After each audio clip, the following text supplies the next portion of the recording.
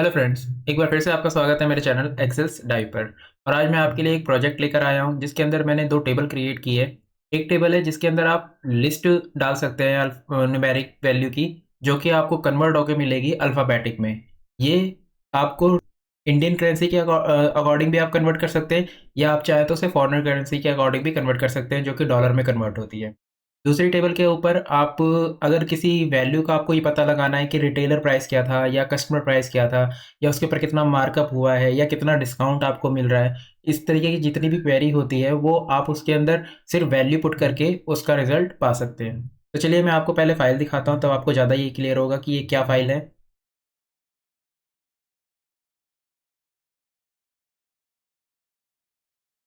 देखिए, यहाँ पे 2 शीटें मैंने क्रिएट कर रखी है। एक है जो कि मैंने आपको बताया है कि आप किसी भी न्यूमेरिक वैल्यू को अल्फ़ाबेटिक में चेंज कर सकते हैं, इंडियन करेंसी के बेस पे और फॉरेन करेंसी के बेस पे।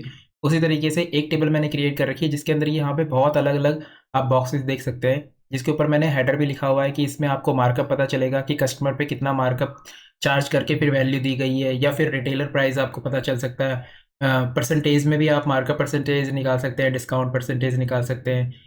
तो इस तरीके से ये सारी टेबलें मैंने यहाँ पे क्रिएट कर रखी है। इसमें आपको सिर्फ वैल्यू पुट करनी है और रिज़ल्ट आपको मिल जाएगा। इसमें कोई फ़ॉर्मूला आपको लगाने की ज़रूरत नहीं है। तो मैं पहले आपको दिखाता हूँ कि इसे आप कैसे कर सकते हैं। जैसे यहाँ पे अगर आप कोई नंबर टाइप करते हैं, कुछ भी कोई भी वैल्यू आप टाइप करेंगे, तो उसके बाद जैसे ही आप सेकंड कॉलम पे ले जाएँगे तो वो ऑटोमैटिकली उसको कन्वर्ट कर देगा। ये इंडियन करेंसी में कन्वर्ट कर रहा है। उसी तरीके से जैसे ही आप उसके नेक्स्ट कॉलम पे जाएँगे, एफ पे, वो आपको इसे फॉरेन करेंसी में कन्वर्ट कर देगा। अब इस वैल्यू को हम बढ़ा देते हैं। हम यहाँ पे कोई बड़ी वैल्यू ले लेते हैं। अब देखिए, ये लाख में कन्वर्ट हो रही है, बट ये 100 में कन्वर्ट हो रही है, क्योंकि ये फॉरेन करेंसी के अकॉर्डिंग कन्वर्ट हुई है और ये इंडियन करेंसी के अकॉर्डिंग कन्वर्ट हुई है। इसी तरीके से आप यहाँ पे लिस्ट भी पेस्ट कर सकते हैं। अगर आपके पास कोई लिस्ट है और आप उसे कन्वर्ट करना चाहते हैं, तो आप लिस्ट भी पेस्ट कर सकते हैं। जैसे मैं यहाँ पे एक सीरीज़ क्रिएट कर देता हूँ, 100 टू 1000। अब मेरे को ये लिस्ट एक बार में कन्वर्ट करनी है। मैं क्या करूँगा, इसे कॉपी करूँगा और यहाँ पे पेस्ट कर दूँगा। और उसके बाद जैसे ही मैं इसके ऊपर जाऊँगा, तो यहाँ पे ये चीज़ें मेरे को कन्वर्ट होके मिल जाएगी। ठीक है? इस तरीके से। और ये फॉरेन करेंसी में भी आप कन्वर्ट कर सकते हैं। इस तरीके से आप इसे कन्वर्ट कर सकते हैं। फिर उसके बाद दूसरा आता है कि अगर आप यहाँ पे एक वैल्यू पुट करना चाहते हैं, पूरी लिस्ट क्रिएट करना चाहते हैं, तो वो भी आप क्रिएट कर सकते हैं। रीसेट से ये टेबल रीसेट हो जाएगी और यहाँ पे आप मिनिमम और मैक्सिमम वैल्यू डाल सकते हैं। जैसे मैं इसे 1000 कर देता हूँ, चलिए 10 लाख कर दिया। उसके बाद जैसे मैं इसके ऊपर क्लिक करूँगा यहाँ पे, तो ये यहाँ पूरी की पूरी लिस्ट आपको वैल्यू प्रोवाइड कर देगा। और फिर उसके बाद उसे आप क्रिएट कर सकते हैं यहाँ पे। ये टेस्टिंग के लिए मैंने आप बनाया कि ये वैल्यू कैसे कन्वर्ट करता है। बाकी यहाँ पे आप अपनी लिस्ट पेस्ट करेंगे तो वो ज़्यादा सही तरीके से काम करेगी। उसके बाद राउंड अप का भी मैंने इसमें दे रखा है कि आप इसे राउंड अप भी करके देख सकते हैं।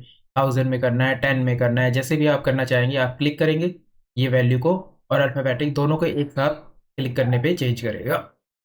तो इस शीट के ऊपर मैंने ये चीज़ बना रखी है जो कि आपके काम आ सकती है।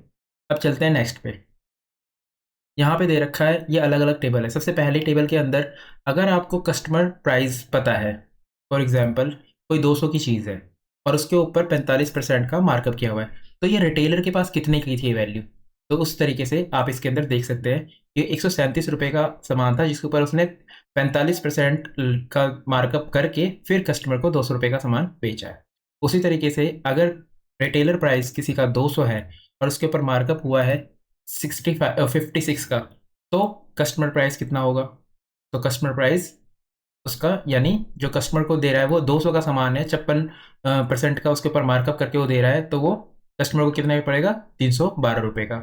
उसी तरीके से अगर आपके पास 2 प्राइस है और आपको परसेंटेज निकालनी है कि रिटेलर को वो अमाउंट पड़ा था ₹200 का और कस्टमर को उसने दिया ₹130 का। तो इसमें तो डिस्काउंट चला जाएगा, इसको अमाउंट को बढ़ा देते हैं, हम कर देते हैं 250। ₹250 का उसने कस्टमर को दिया, तो मार्कअप कितने का उसने चार्ज किया? उसने ₹25 का चार्ज किया। अगर मैंने इसे इसमें 130 कर दिया था, तो ये माइनस में चला जाता। हाँ, ये देखिए। तो यानी डेटा को आपको पहले डिलीट करना होगा, उसके बाद फिर ये रिफ्रेश करेगा। या यहाँ पे मैंने रीसेट का बटन दे रखा है, वो भी आप यूज़ कर सकते हैं, वो पूरे डेटा को क्लियर कर देगा। तो यहाँ पे ये माइनस में दिखा रहा है। अब इसी तरीके से अगर कोई रिटेलर प्राइस है, मान लीजिए 250 रुपये का, ठीक है, और उसने कस्टमर को पास किया वो 200 रुपये में, या हम इसे लगा रहे थे 170 रुपये में, तो डिस्काउंट कितना मिला कस्टमर को? 32% का उसे डिस्काउंट मिला है। उसी तरीके से नेक्स्ट है हमारे पास कि 200 रुपये कस्टमर का है और डिस्काउंट से दिया जा रहा है 130% का, तो उसको कितने का पड़ेगा ये? इसे एक बार डिलीट करके फिर इसके ऊपर आप आएंगे तो ये यहाँ पे आपको ये फॉर्मूला नहीं दिखाएगा, बल्कि ये रिजल्ट पास आउट करेगा। तो यहाँ पे आप पूरी पूरी लिस्ट पेस्ट कर सकते हैं और उसके बेस पे इसे चेक कर सकते हैं। उसी तरीके से एक लास्ट और देख लेते हैं। मार्कअप कस्टमर प्राइस है 250 रुपये का और कस्टमर को डिस्काउंट दिया उसने 40 रुपये का, 40%। तो कितने का अमाउंट आएगा इसका? इसका अमाउंट आएगा, यानी कस्टमर को वो 150 रुपये का सामान पड़ेगा।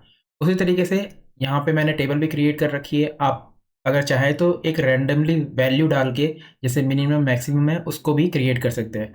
अगर मैं फर्स्ट 2 टेबल क्रिएट करता हूँ तो ये पहली 2 टेबल पे इनके बीच की वैल्यू क्रिएट कर देगा ये, ठीक है ना। और जो परसेंटेज है वो मिनिमम 10 और 90 इसकी इसमें मैंने फिल कर रखा है।